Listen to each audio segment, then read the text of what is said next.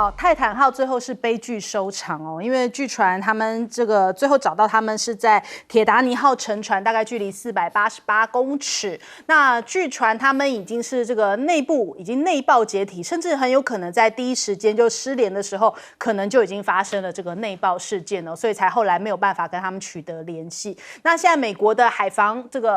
岸防卫队的官员证实呢，就是5名乘客都已经在这个灾难性的事件当中罹难，而且那个就是在这么差一点点的距离铁达尼号那么近的地方的一个海床上面，这个附近找到了。那我们看看是不是美军早在5天之前就知道了，还执意要搜救呢？那事实上呢，美军是讲说，的确有侦测到海底传来爆炸的声响哦，却未将这些资讯公开，然后展开搜救。他们说，因为没有办法确认这个爆炸的来源，所以担心这个错误的资讯会阻碍搜救。这样也是对啦，就是毕竟人命关天，所以这个搜救还是必须要进行的。那我们看看这个导演卡麦隆讲说，这个泰坦号的失事，他感觉早有预感哦，很讶异说跟铁达尼号的命运这么的类似。那其实之前在2018年的时候，当时这个海洋之门就是这一艘这个泰坦号的这个公司哦，海洋之门探险的这个海事营运总监他就已经有警告，他后来是离开这家公司哦。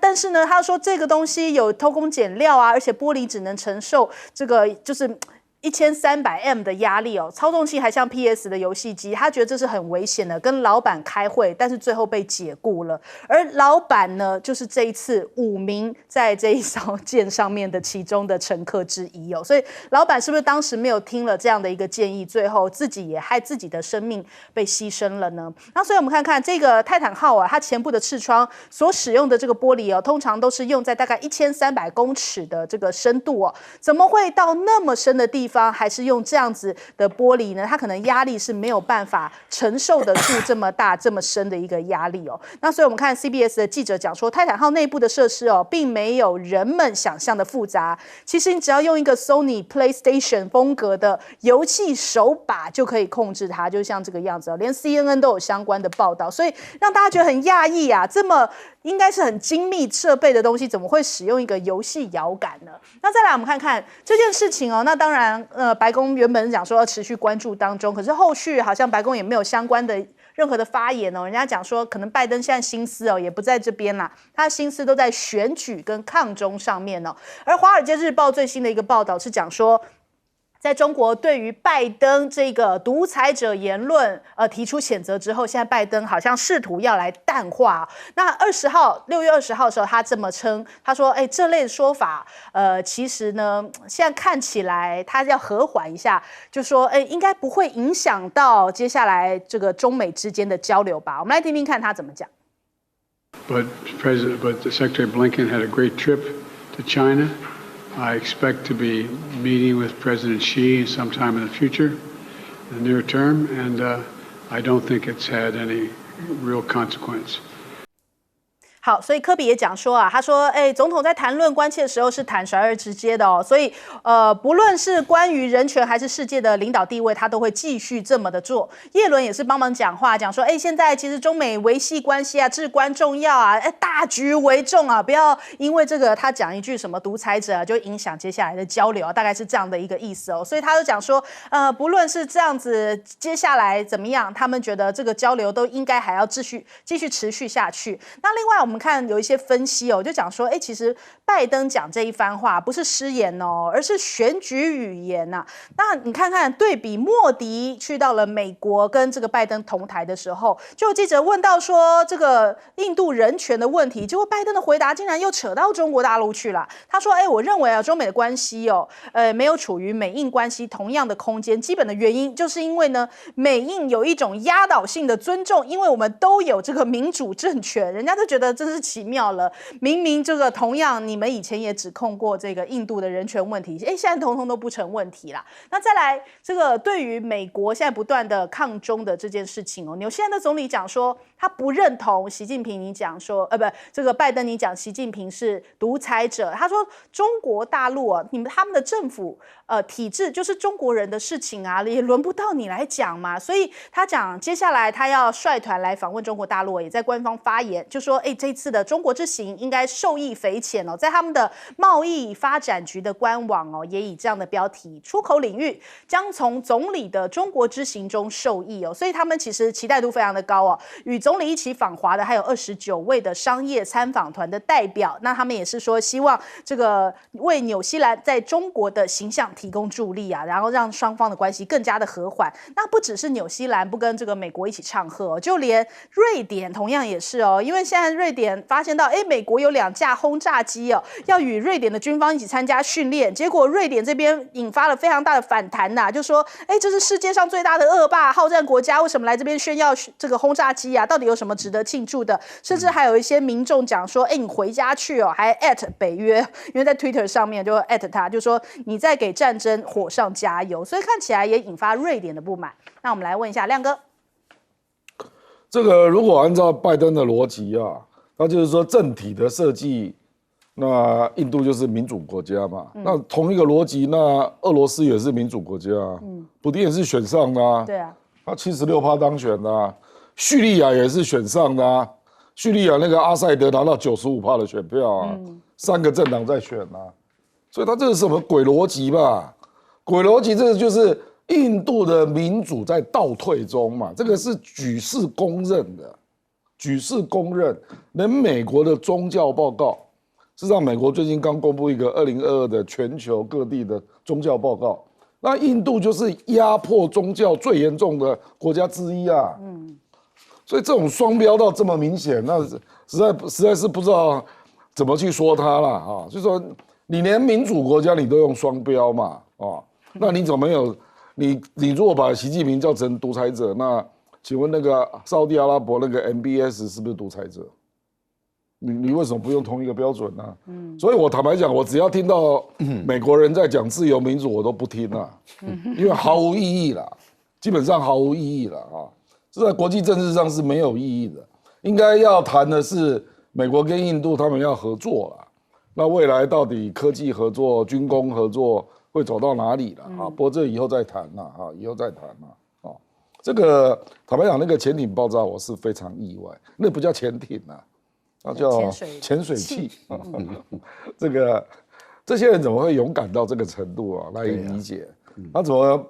他没有看过电影嘛？有很多电影都有那个潜水物内爆的镜头啊，对啊，就承受不住压力，就瞬间就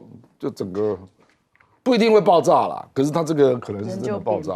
可是你说不定立刻扁掉了嘛？对啊，这个有很多例子这个难以想象啦，就是说美国怎么会允许这样的东西没有经过安规的审查就让它下海？对，然后允许它沉到这么深的位置，这个真的难以理解的，因为一般潜水物至少要有一些安全的规范才对啊。因为我们知道那个铁达尼号那个导演卡麦隆，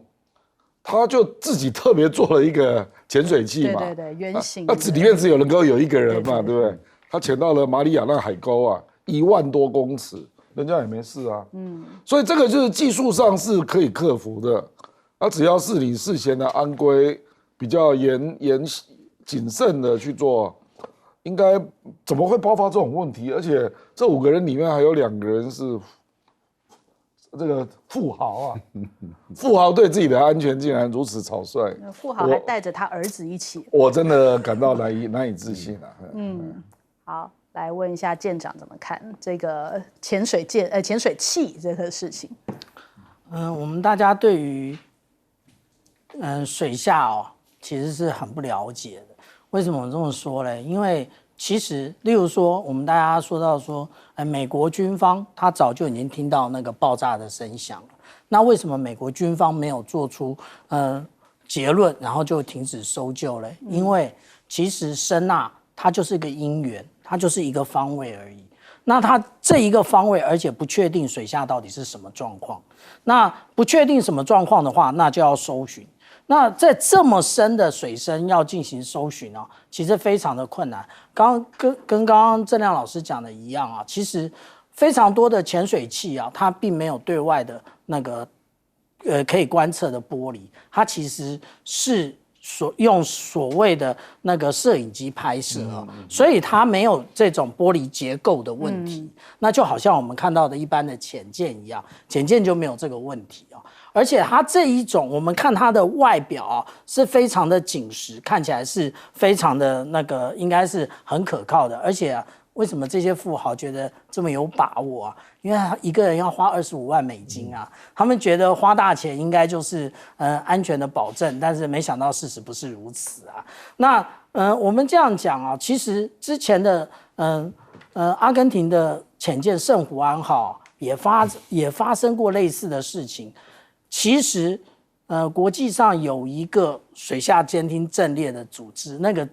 到底在监听什么？那是在监听水下核试的声音，因为在水下核试的话，它就会有这种爆炸的影响，它可以透过交叉定位出来。当初圣胡安号能够很准确的找到那个位置，其实就是透过这个阵列。那很奇怪的就是，美国为什么没有用这个阵列呢？它应该用这个阵列啊，而且它其实虽然它距离美国本土有一定的距离，可是那就是等于是在它的所谓的大陆棚的外缘了。那这个也就是俄罗斯的潜艇最容易埋伏的位置啊。那为什么它会有这样的一个疏漏嘞？那所以我们这样子看这些事情啊，也就是说，现在的世界啊，那个可能大家花了大钱以为比较安全，其实没有。至于说大家讲那个 PlayStation 的那个joystick 那个操纵杆啊，那个觉得很疑惑啊，因为它本身它只要操纵那一个类似就是潜水器的部分而已。可是如果说我们刚刚讲到卡麦隆那个，就是那个拍电影的导演卡麦隆那个，他不是这样，他是除了操纵之外，他要操纵很多的角度，而且他有机械手背，然后他还有照明，因为其实那么深的水下没有光线的，那他有照明，然后他甚至还要那个做一些样本回来啊，所以它并不是跟我们现在所看到的并不一样。那我们现在只能向这几位过世的表示我们的哀悼之意。那当然以后这一些活动能免就免。好，赖老师。我们昨天有分析过啊，这个拜登为什么要讲这句话啊？昨天我们有谈到，那我们看现在的分析越来越多出来了，跟我们昨天的分析越来越接近了。昨天我就谈到了几个概念。第一个概念就是说，拜登他是有意讲这句话，那他在内部里面是要压制共和党，对他的攻击跟批评，因为共和党一直说他是跪地求饶，说布林肯到中国大陆去回来他们要去审判他，要等等的，要起诉他，不管是用什么方法。那拜登讲这句话有内部选举的一个功能，可是我们也有提到，就是拜登也有在测试中国大陆的底线到底在哪里，或者是中国大陆在未来的谈判中，它到底是外强中干，更有求于美国，还是怎么样？那就要看大陆的反应。目前来看的话，就是拜登讲的这句话了以后，昨天我提出来说，这是一个险棋，因为很有可能让布林肯或是苏利文他前段时间的努力都是打水漂了，也就是说又回到原点，又不知道要折腾多久。那但是他也有可能却是一个活棋，也就是说让这个拜登能够掌握到说，中国大陆在对于跟美国的谈判，它事实上是松动的所以这样的话有利于在这个G20 9月份的会面，然后甚至更有利于在 APEC 的11月份的会面。可是以目前来看，中国大陆所反映出来的讯号是越来越强烈了。例如说，昨天毛宁的一个讲话用了2个极，就是极不负责任、极其无力用3个严重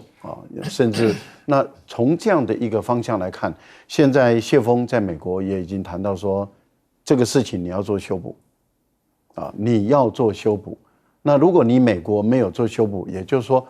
解铃还须系铃人，谁做这个事，谁就要出来做修补。我昨天有谈到，就是美国之音故意的、特别的，很短的时间内把它做成为短影片，然后呢，在这个 YouTube 里面强迫推播，他就生怕讲华语的大陆的、中国的、全世界的海外的中国人不知道这件事，那就是代表美国的国务院强推这件事了。那果然我们也看到了，他们之后所有人，不管是叶伦还有所有的人，他们的讲话的口径都一样，也就是说，这个总统的讲话没有什么问题啊。那口径都一样，就代表这个是中央厨房已经开始启动、开始工作了。因此，我大胆的推断中美之间的会谈不会像拜登所预估的，说不久的将来马上会跟习近平会面。我觉得拜登太乐观了。那甚至克里能不能到北京来访问，我都觉得可能往后推了。因为事实上他已经接到了邀请，但是能不能成行，我觉得时间就往后推。那叶伦更不用说了雷蒙多，然后到11月份、9月份到11月份能不能见到面，我都已经高度的怀疑了。好，我们先休息一下，广告之后马上回来。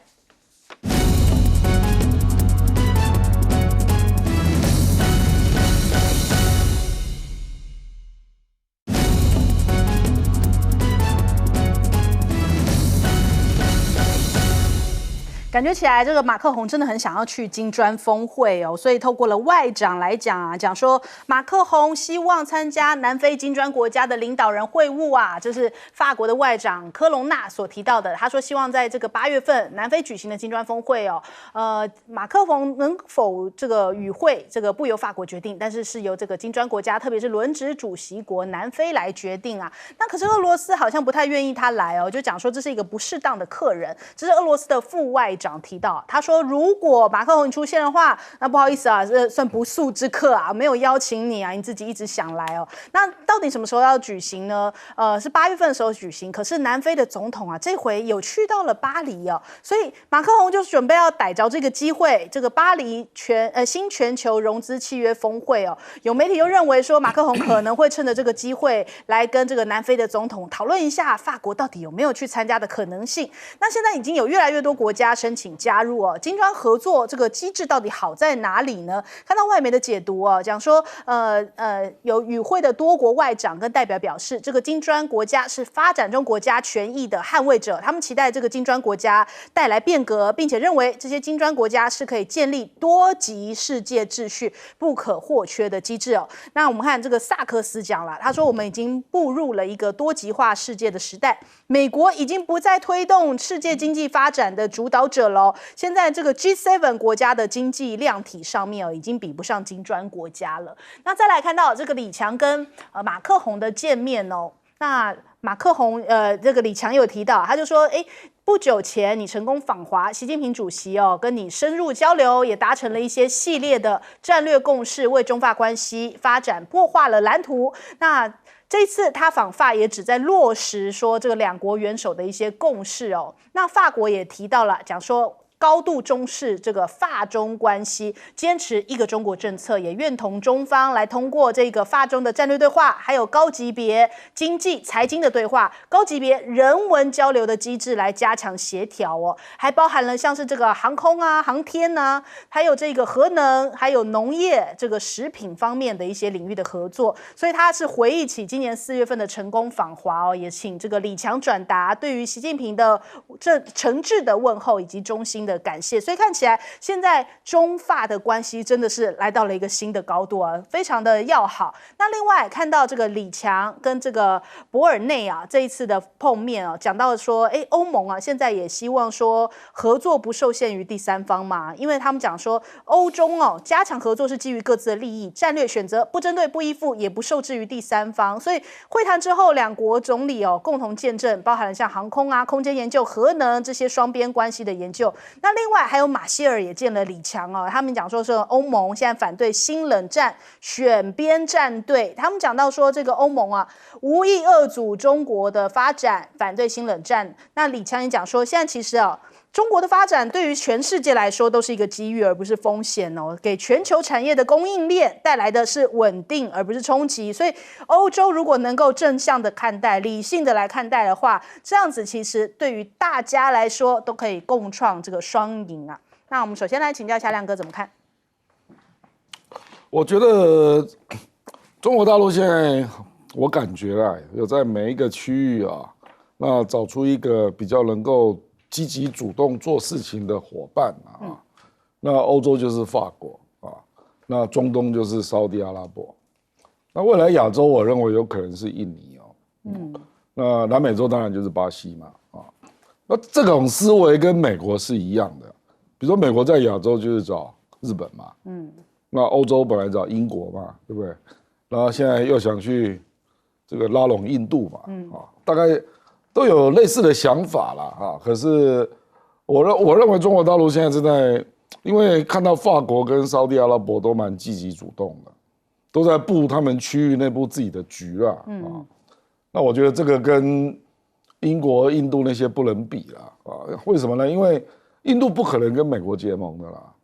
因为印度它周边3个国家，它如果跟美国结盟，就全部得罪了。它上面3个国家是中国、俄罗斯跟巴基斯坦嘛。对。那你旁边3个比较大的国家都跟你作对，你怎么办啊？所以我觉得拜登把拉拢印度哦，这个坦白讲，在地缘政治上没有基础了。他大概只有说啊，我工业跟你合作啊，科技跟你合作，军工跟你合作了啊。可是你去幻想说，他敢去跟俄罗斯站不一样的步伐，我真的难以想象啊。所以我觉得这个像马克龙他为什么想要去金砖呢？我觉得也是，就是看到金砖国家即将讨论非美元支付嘛，就是讨论 SWIFT 的替代种嘛。对。那目前就已经看到伊朗也有自己的一种，俄罗斯也有，中国也有。那大家就一起整合成一种那搞不好法国也想参加就说多一种非美元的支付，对法国也是个帮助啊。然后他事实上目前开的这个新全球的融资契约会议他事实上就是要改革目前全世界多边的金融的融资机构嘛。那主要代表就是世界银行跟国际货币基金那这2个都是美国人控制的对。所以摆明了就是他也在挑战美国那这个东西如果不跟金砖国家合作，你怎么挑战？对不对？所以我是觉得俄罗斯反对我可以理解啦，因为俄罗斯的理解跟中国是不一样的。俄罗斯想的是俄乌战争嘛，说你法国为什么要给乌克兰武器然后现在对我那么凶，对不对企业都跑走了那俄罗斯不高兴嘛，所以他当然会丢黑牌出来我觉得这件事情还没有定案嘛，南非不讲话啦，现在就俄罗斯扮黑脸，那俄罗斯扮黑脸有完全合理的道理啦，因为他只想到俄乌战争，那中国大陆想的不是这个中国想的是全国布局所以我认为，因为金砖会议是8月嘛，所以我认为还有磋商的空间因为法国并不是要参加，他是要当做被邀请的来宾，他想当观察员，对，然后去探探路了，看看你们在谈什么大概是这样，所以我认为还有空间好，赖老师，我觉得整个局势在变了原来 G7 这几个国家占世界经济体那么的大然后科学啦、工业技术啦这么的先进，所以他制定所有的规则，那这些规则都有利于他们的发展，所以他们就越来越富有，而发展中的国家、新兴的国家一直陷于长期的贫穷跟困乏。那现在局势转变了，金砖5国的经济体已经超过 G7， 然后金砖5国他们代表的就是新兴国家，所以他们制定的规则都是有利于新兴国家的这些发展。而世界193个国家中，除了少数几个工业化的国家以外，其他绝大部分都是新兴发展的国家，所以这些国家当然很愿意加入这个金砖5国嘛。即使中国在很大领域，如果以科学技术跟工业化的程度来说，中国早就可以进入 G7， 但是中国拒绝加入。美国也曾经邀请过好几次中国就是拒绝加入，甚至美国奥巴马还说我们2个组成 G2， 2国来主导这个世界，中国也拒绝，中国就一直继续拥抱这个新兴的发展中的国家。那新兴发展中国家，它的影响力跟量体已经超过 G7 的影响力一直在萎缩，而且它制定的规则一直只能有利于他们的发展，那就不利于其他新兴国家了。那这样的情形下的话，他们怎么会有吸引力？而且他们制定的规则，你是要跟他对抗的。因此，金砖5国代表新兴国家的利益的情形下，当然就形成了巨大的吸力了嘛。所以你看10几个国家，现在目前至少有20个国家在排队，都要加入了。那当然，你对 G7 的国家来看的话，就是说，第一个我是破落富了，第二个我影响力大不如前了，第三个就我说了不算话了，因为这些新兴的绝大部分的其实就是乡村包围城市了。用这么简单的话来讲，就是农村就把城市包围了。那这些农村100多个国家，越来越多人要加入的时候，你只会看到金砖5国它的影响力跟它的分量只会越来越强大，而不会越来越弱。在这个情形下的时候，各位想想，那中国大陆的影响力当然就越来越巨大了。在这个情况，那很多国家，尤其是 G7 的国家中，当初他们相信美国拜登所谓的就是你们跟我一起走，我们团结起来来遏制中国发展，中国一定会屈服。一旦中国屈服，中国就会让利。一旦中国让利，你们就能够分羹，你们就能够分到肉，分到汤来喝。结果2年多下来，中国非但没屈服，当然就不会让利，而要打中国的这些 G7 的国家，自己反而受伤了。你会看到，目前来讲，德国、法国就慢慢的就离开了，那中国大陆就趁这个机会把这个裂缝再扩大一点。所以拜登所领导的国家就越来越少了。好，来问舰长。事实上来讲我们来看美国、英国、澳洲，他们组成 AUKUS 之后，法国就觉得他被背叛了。为什么他被背叛了？那这个有那个战良老师之前所讲到的有关于8艘潜舰的这个合约那另外，事实上来讲，我们看到 AUKUS 事实上来讲，跟澳洲实际上有那个海洋界限接壤的是法国，而不是英国。然后怎么会结果法国被排除嘞？法国的新克里多尼亚事实上就在澳洲的旁边那他竟然没有事前被知会第二个，其实法国开始慢慢的跟美国貌合神离，也是其来有自。法国的航空母舰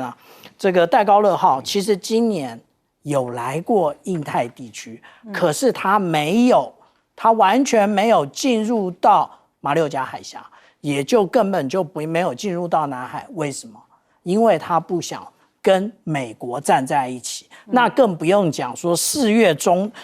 的时候，马克宏访中，他提出了所谓的战略自主他所谓的战略自主，其实我们回头来看，就是戴高乐主义。戴高乐主义讲的是什么？也就是法国应该有自己的外交以及国防政策，不能过分的依赖或追随别的国家。这个依赖跟追随是哪一国？当然，他指的就是美国所以他开始跟美国走出不一样的路。他不止这样走，他还带领着欧盟这样走。所以我们之前有一张照片，我们看到冯德莱恩跟习近平主席跟马克宏3个人站的位置。那事实上来讲，冯德莱恩站得很远但是冯德莱恩等到他回到欧盟的时候，他也赞成马克宏的说法，也就是站在欧盟的选择来讲的话，事实上马克宏的选择是对的，跟美国站在一起。那我们就来看看，现在几乎所有欧盟的武器都被乌克兰消耗完了，等到未来大家要买，跟谁买呢？要跟美国买吗？这个就是法国跟德国对于武器采购2个完全不同看法的主要来源。因为法国认为说，我们自己欧洲就有能力做，我们就自己就是国防自主嘛。为什么要买美国的嘞？因为买美国的是谁赚钱？其实基本上来讲，军火这种产业是很赚钱的那这么赚钱，为什么钱要给美国赚，还有以色列赚呢？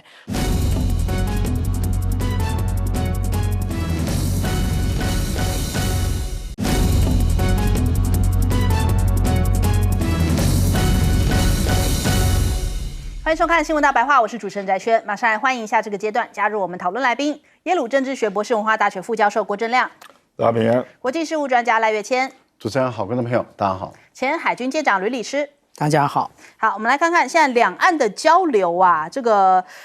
国台办宋涛呢是促进深化两岸的农业交流。这个大陆现在制定关于支持福建探索海峡两岸融合发展的新路哦，要来建设两岸融合发展的示范区。宋涛就说啊，会认真的来贯彻执行哦。那所以我们来看看，现在饶庆林不是让这个大陆可以重新再度接受了台东这边的凤梨世家吗？他就讲啊，他讲说外销输入其实不分县市，只要合格的农友都可以，因为最重要就是因为台东这边的一些凤梨世家的农民哦，有去改善了他们这些生产过程当中怎么样的除虫的一些设施哦，本来就不是认县市的嘛，本来就是在那边用科学来做一个依据哦，过关了自然就可以再销往过去啦。那所以风评他提到了，他说凤梨世家被统战哦，到底民进党是凭什么样的底气在讲废话呢？因为民进党又关不了这个中国对外敞开的大门，却又企图以言语来束缚台商或者是农渔民的手脚，最后绑住的恐怕是只有赖清德哦，撞到天花板的民调啊！因为你一直在这件事情使绊子的话，那当然农渔民啊，他们没有办法外销，就是因为你们这样子不断操作统战这样子的话题，其实很多人民是不接受的。那再来我们看看，现在民进党这个抹红认知战又讲到了，这个今天自由时报说，现在中国大陆啊，为了要笼络台湾的年轻人哦，利用大型的国企开缺，提供这个去到中国大陆实习就业的机会，而且只要付18900元，机票食宿全包，甚至连阿里巴巴都开缺了。那所以陆委会讲说，这一再以优惠措施哦，积极拉拢这个台湾的学生附中就学发展，企图来增加这个台湾的青年对于中国大陆的认同啊。那其实这也没什么坏处啊，对于现在我们很多年轻人也没有就业机会哦。当然哪里有机会去哪里啊，不论是中国大陆或者是其他的国家都可以嘛。那你反过来讲，为什么不检讨台湾自己有没有这样的一个能力，让年轻人有梦想，或是有地方实践，甚至有很好的待遇呢？怎么只是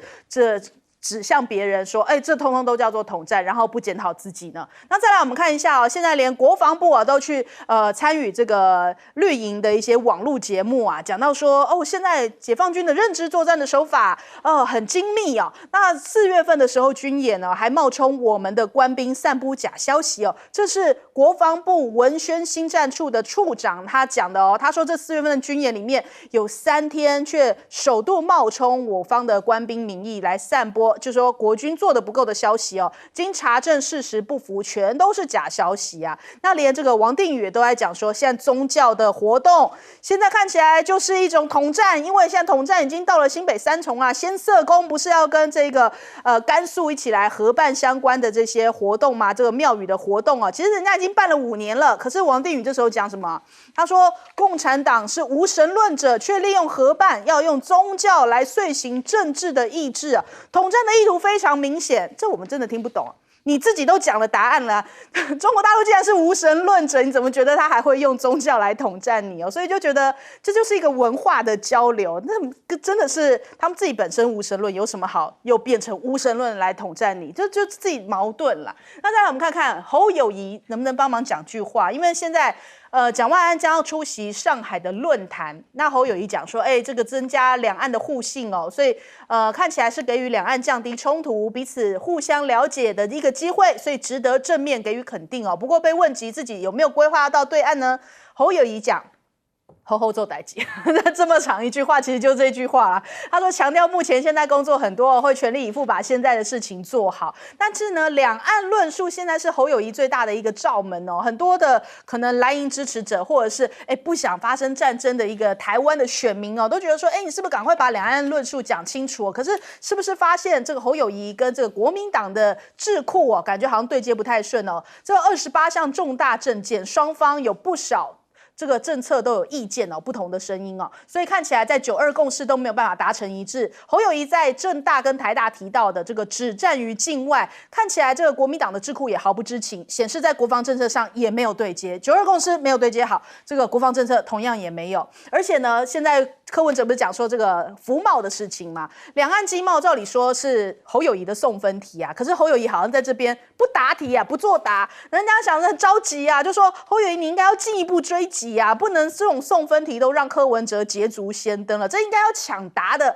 这本来就是国民党的主张哦，所以难怪蓝营的支持者现在很多都非常的着急，就连洪薇姐不是也在节目上面就讲说，你应该要在两岸论述上面要讲更清楚一点哦。那所以我们看看绿营在炒作台海的安全问题，吴钊燮又出来讲话啦，他说我们台湾拒绝变成第二个香港，现在不扯乌克兰了，变香港了。他说要让中国大陆了解短时间夺台不容易哦。但是这个譬喻有点奇怪，因为香港也不是用夺的，香港是回归的哦，所以也不知道他在讲什么。他说我们从乌克兰战争学习不对称的战略，那全民自我防卫的决心，然后积极争取这个国际的支持，都有助于让中国大陆了解短时间之内夺取台湾并非易事啊，反正听听啊。那我们再来看一下，现在目前美国的海岸防卫队的这个舰队通过了台海，国防部的讲法是说要执行自由航行的任务，但是呢，大陆这边的海警局讲说，美军这个是公开炒作的一个行动。那 AIT 也在讲说，这个是台海和平稳定攸关全球啊，那会持续依循台湾关系法来协助台湾的自我防卫。那但是美国是不是在搞双面做法哦？因为讲到了西方制裁能否遏制中国大陆武力侵台，美国智库是讲说，可能有用，但是很有难度哦。那如果两岸发生战争的时候，美国智库讲 G7 对中国大陆最大的银行系统的机构制裁，至少会有3兆美元的贸易额的资金流动，但是不包含这个外汇储备啦，将会面临到不稳定的直接风险哦，相当于英国2022年的 GDP 总量，所以看起来好像实行上面虽然会耗损，可是自己也会伤到啦。那再来我们看看。南韩现在可能得罪中国大陆越得罪越深哦，因为现在萨德系统盖好盖满，现在已经通过了终端高空的防卫系统的环境评估，预计明年就会全面的部署哦，恐怕那个乐天事件是不是有可能要再度重演了？我们来问一下亮哥。其实大陆对这个两岸的交流跟融合发展提出来的措施啊，民进党是很尴尬，没错啦。可是问题是，如果侯友宜也没有回应，那民进党也没有失分啊。也是。现在的问题是有没有人在回应嘛？那可能还没有人问柯文哲了。我认为这些议题柯文哲同意的可能性都蛮高的。比如说这个农业交流可不可以扩及其他县市？只要符合标准啊。那跟大陆的一些企业也做那个在线的学习等等啊。这个因为你中间有讲到这个侯友宜对两岸经贸，像凤梨世家他的回应也是慢半拍嘛，那现在又来了，这个也是今天刚出来的新闻，我们也没有看到侯办接球啊，没有啊，那这个就是他的问题嘛，所以我坦白说了，这些议题你是想当然尔就知道，民进党一定很尴尬的嘛，因为民进党在对话交流上拿不出措施嘛。那当有一些好的迹象出现，那就要有人去抢得分啊。可是我不知道他是怎么思考啦，他好像对两岸的议题都尽量不想碰啊。那奇怪，国民党的优势就是两岸议题，那你刚好不想碰，那不是很奇怪吗？所以为什么这种议题你会觉得好像吵不带起来？因为选举期间一定要。这现在已经是3大阵营嘛，3大阵营的人在这个议题上对撞，那大部分的人才会感受到，所以民进党也很头痛，是不是？不，民进党就希望你不要回应啊。那大家就没有看到这个议题嘛。事实上，如果不是大白话这个制造这个，我没有，不是，我是说如果不是大白话讨论这一题，那请问谁会注意？大家现在都在忙着吃粽子啊。所以你看，如果侯友宜都不回答，那赖清德他们阵营可能也会期待侯友宜讲什么东西，然后再继续打，所以变成赖清德也变成没有得分点，然后因为这个议题他会失分嘛，这样子，所以他就等你如果有争议点，我就再过来打你嘛。事实上，比如说他们针对柯文哲这个重启服贸，那昨天就已经在回应了嘛。像那个许立明啊，就是说大家要回去回顾服贸的争议啊，然后还有。那个柯文哲以前有关大陆的一些发言也被人家翻出来了，对，说是不是中国大陆叫你选的啊？因为台大医讯就出现了这个文章，我们现在也不知道真假啦。可是我的意思说，有关两岸的部分，好像柯文哲比较有在发言，所以民进党是去打柯文哲，那你侯友宜两岸你没有什么发言啊，或者是你基本上是在后面啊，你没有在第一时间反应嘛，所以民进党就认为不需要面对你啊，那如果这个议题你明明你是可以得分的，你都不碰啊，那民进党当然乐得不碰啊。比如说你今天列出这些议题，因为国民党没有人在碰嘛，所以这个议题是这个叫做 TVBS 很认真，所以指出了这个议题。可是我们台面上的3个候选人没有人在谈这个议题啊，这个就是尴尬的地方嘛。那这个就很奇怪嘛，就是说，比如说你整理的这些议题，我认为都很重要啊。为什么蓝营跟白营都没有碰？那民进党就不要发言哈。民进党是因为有个大嘴包叫王定宇硬要去发言嘛，不然这个议题就不见了，对不对？比如说宗教交流，连民进党里面我就认识好几个都在搞宗教交流，所以王定宇根本不知道民进党的历史嘛，可是如果他不讲话，这个议题就不见了，就是因为王定宇大嘴巴嘛，所以就被你抓到了，你就把它引述出来，对不对？就被媒体看到了嘛。那所以我觉得现在两岸的议题真的是很麻烦呐，就是我们没有看到一个明显的积极要推动两岸对话交流的候选人，我们没有看到这样的候选人啊，那反而是媒体看到了，然后把这些问题抛出来，那没有看到有哪个阵营特别在回应啊，就这样。好，赖老师，我觉得我们这个问题会连续做了好几天啊，这个最主要是观众在乎了啊，因为我们也看到收视率一直在往上跑，那收视率一直在往上跑，这代表台湾的民众关心台湾的农民，台东啊，他们的世家可以卖到大陆去，那原本民进党就一口就说这个是统战，结果细节被抖出来了，也就是人家台东县县政府跟台东的农民经过相当长时间的努力，然后完全符合国际标，然后再加上这个他们当初请这个民进党政府帮忙，民进党政府不帮忙，然后最后请国民党夏立言去，然后再加上饶庆宁这样子不断的穿梭，然后促成的这样一件事情，这个是美事，好事情，所以台湾的农民感动，就觉得我们的努力还有县政府的努力，我们得到了好的成果。那结果面对的却是这个民进党政府的无情的打压、攻击、批判啊，不管农委会也好，或者是这个陆委会也好，那么就不断的批评，给这个台东县政府跟农民施加压力。我们看到舆论反弹了，农民反弹了，然后台湾的社会开始觉得有意见了。那因此，台湾的主流媒体开始报道这件事，探索这件事，我觉得它就形成了一个舆论的焦点。民进党现在又措手不及了，因为打到民进党的软肋了。为什么？民进党的软肋就是美国都想方设法都跟中国大陆有接触，对，布林肯都去北京去访问了，而且在这个之前，他们花了多少力量？去年的时候，拜登都跟习近平在巴厘岛都有会面，都有会谈。那拜登希望今年11月份在加州旧金山也都能够再跟习近平会谈，可是民进党政府却束手无策，一点办法都没有。他无能，他只会仇中反中，可是他没有任何办法，所以他凸显出他自己的罩门。台湾的民众对民进党的信任度失去了，所以民进党只能回到他的这个基本盘，就是3成左右的这个基本盘。3成左右的基本盘是让他赢不了这个选举，面对一个很高度的风险。就在这个时候，你看到这个柯文哲，他左右逢源了。为什么？因为柯文哲很清楚的知道，台湾人没有一个人会相信他会卖台，他很清楚知道这一点，所以他可以在过去反对的现在主张，过去反对的现在赞成，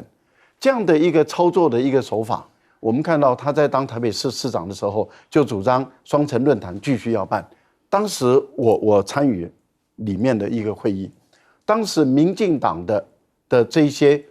两岸就是大陆事务委员会的这些委员，几乎是一片的反对。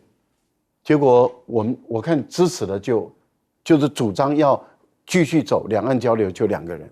结果柯文哲采用这2个人的主张，里面包括我一个。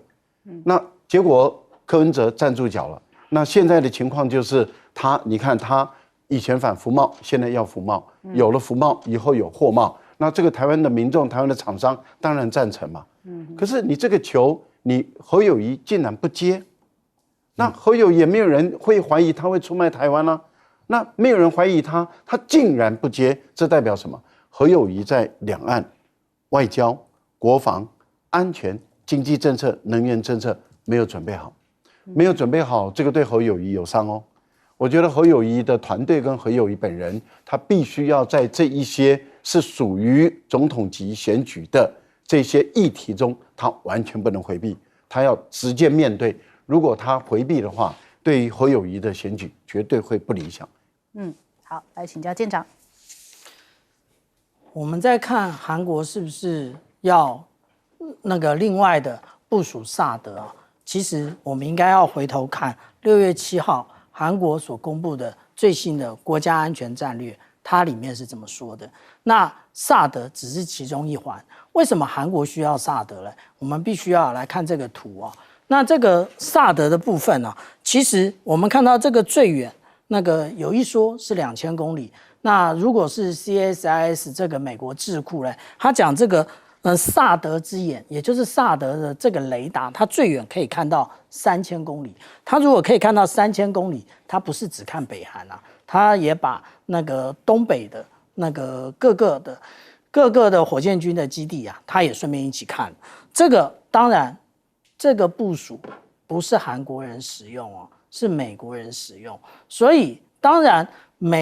中国会认为这是美国抗中的一个部分啊。那萨德对于韩国的重要性是什么？因为事实上来讲，我们看到下面这个图，我们就会看到，事实上如果我们看到爱国者飞弹的话，它的拦截的高度最高不会超过32公里。它如果不超过32公里的话，对于弹道飞弹啊，我们先不要讲说现在的那个高超音速的弹道飞弹，我们只要讲以前的这种东风15型的这种弹道飞弹来讲的话，它其实只有1次拦截的机会。那萨德呢，它最高的高度可以拦截到150公里。当然，韩国自己他们也有国防自主。这个我们看到这个LSAM， 也就是说长距离的防空飞弹，它也是要拉到60公里啊。那这个到底有什么差别呢？我们这样看起来很模糊啊。那我们再看另外这张图，我们就看得很清楚了。其实韩国真正要引进的不是萨德，它应该要引进的是标准3型啊。这个也就是日本为什么要买标准3型的最主要的原因。它为什么之前说到